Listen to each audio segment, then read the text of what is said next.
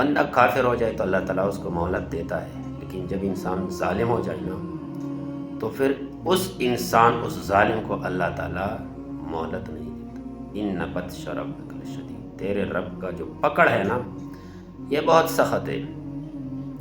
یہ آگ ہو گئی، زلزلہ اور یا طوفان، سیلاب، یہ اللہ تعالیٰ کی طرف سے عذاب ہے، وارننگ ہے۔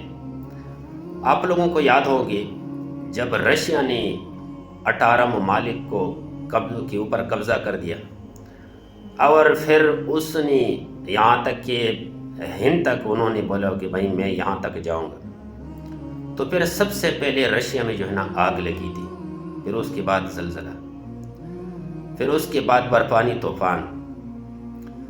تو یہ اللہ تعالیٰ قرآن میں فرماتے ہیں کہ بھائی اگر اللہ تبارک و تعالیٰ ان سرکشوں کو نہ پکڑ دیتے تو پھر دنیا میں صرف اور صرف ظلم کا چرچا ہو جاتا، دنیا میں تباہی بن جاتی، تباہی، ہلاکت ہی ہلاکت۔